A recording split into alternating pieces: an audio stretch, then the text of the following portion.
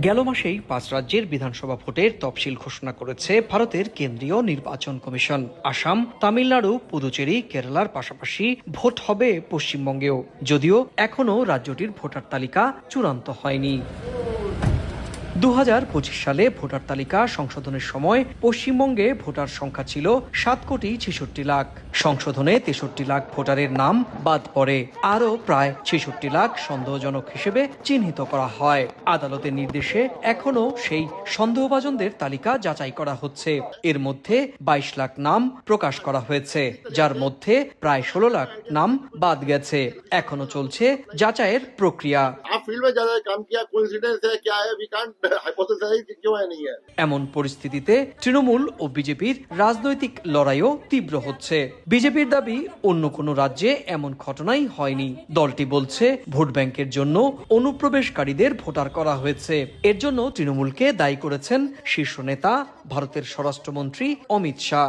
অন্যদিকে বিজেপির সমালোচনা করেছেন তৃণমূল নেত্রী মমতা বন্দ্যোপাধ্যায়ও। বলেন, এই প্রক্রিয়ায় এসআইআর আতঙ্কে অনেক মানুষের মৃত্যু হয়েছে এবং এটি আতঙ্ক তৈরি করেছে।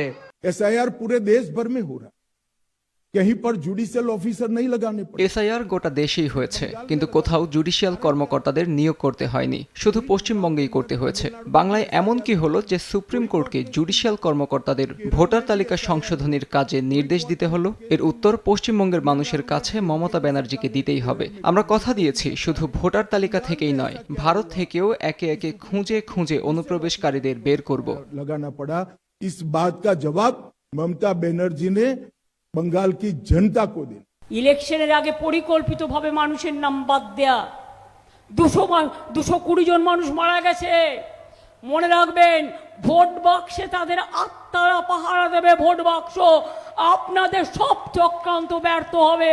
ভোটার তালিকা সংশোধনের নামে সাধারণ মানুষকে হয়রানির অভিযোগও উঠেছে। কিছু সংগঠন বলছে একটি নির্দিষ্ট ধর্মের মানুষের নাম বেশি করে বাদ দেয়া হচ্ছে। এই অভিযোগে রাস্তায় নেমেছেন অনেকে। শনিবার কলকাতায় বিক্ষোভের সময় পুলিশের সঙ্গে ধস্তাধস্তির ঘটনাও ঘটেছে। এই ভোটটা বাংলার এবং বাঙালির ভোট, ফলে বাংলার মানুষ এই ভোটে বিজেপি এবং নির্বাচন কমিশন যে অত্যাচার করলো তার বিরুদ্ধে রায় দেবে। ভীষণভাবে যাদের নিরপেক্ষ থাকার কথা তারা নিরপেক্ষতা অবলম্বন করছে না। নির্বাচন কমিশনের তথ্য বলছে 2025 সালের ভোটার তালিকা থেকে এখনো পর্যন্ত প্রায় 76 লাখ মানুষের নাম বাদ পড়েছে। আগামী 23 ও 29 এপ্রিল রাজ্য জুড়ে 2 দফায় ভোট গ্রহণ হবে। এর আগে আরো 20 থেকে 25 লাখ নাম বাদ পড়তে পারে। সুব্রত আচার্য, সময় সংবাদ, ভারত।